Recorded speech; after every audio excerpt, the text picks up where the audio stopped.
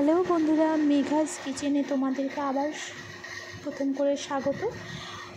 এই গরমের দিনে ভালো লাগে না অনেক কিছু খেতে, তার জন্য একটা সিম্পল একটা রেসিপি তোমাদের জন্য নিয়ে চলে এসেছি। তো চলো দেখে নেওয়া যাক। একটা বড়ি নিয়ে সেটাকে ভেজে নিতে হবে। তারপরে আমি এখানে কয়েক রকমের সবজি নিয়েছি, যেমন ঢ্যাঁড়স বা ভেন্ডি, সেটা দিয়ে ভেজে উঠিয়ে নিতে হবে। তারপরে কয়েক রকমের ডাঁটা, মানে লাল ডাঁটা আর পুঁইয়ের ডাঁটা যেটা বলা হচ্ছে, সেটা নিয়েছি। সেটা ফোড়ন আগে দিয়ে দিতে হবে। একটা শুকনো লঙ্কা আর 5 ফোড়ন দিয়ে আর তেজপাতা দিয়ে ফোড়ন দিতে হবে। নিয়ে সবজিগুলো একে একে দিয়ে দিতে হবে। পুঁই ডাঁটা, কয়েকটা পটল ছিল, লাল ডাঁটা নিয়ে কিছুটা আলু দিয়ে দিতে হবে।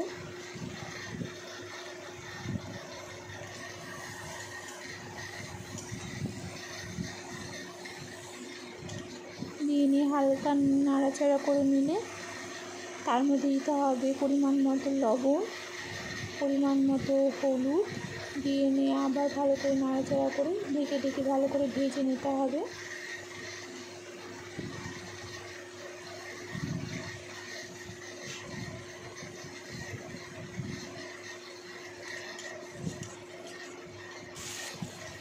ঢেকে হালকা করে ভেজে নেওয়া হয়ে গেল।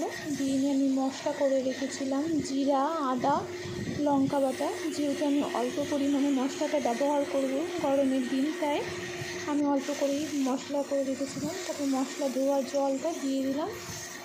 নিয়ে ভালো করে কষিয়ে নিতে হবে, যাতে কাঁচা মশলার সেন্টটা না থাকে। কষিয়ে নিলাম। কষিয়ে নেওয়ার পর বড়িগুলো ভেজে রেখেছিলাম সেই বড়িগুলো দিয়ে দিতে হবে। দিয়ে দেওয়ার পরে আবার যে আমি ভেন্ডিগুলো ভেজে উঠিয়ে রেখেছিলাম, সেই ভেন্ডিগুলো দিয়ে দিলাম। নিয়ে আবার ভালো করে কষিয়ে নিতে হবে। কষিয়ে নেওয়ার পরে জল দিয়ে দিতে হবে। জল দিয়ে নিয়ে ঢেকে দিতে হবে, যতক্ষণ না সব সবজিগুলো ভালো মতন সেদ্ধ হয়ে যাচ্ছে। তার মাঝে মাঝে অল্প উঠিয়ে দেখতে হবে, যাতে সবজিগুলো সেদ্ধ হচ্ছে কিনা সেটা দেখতে হবে।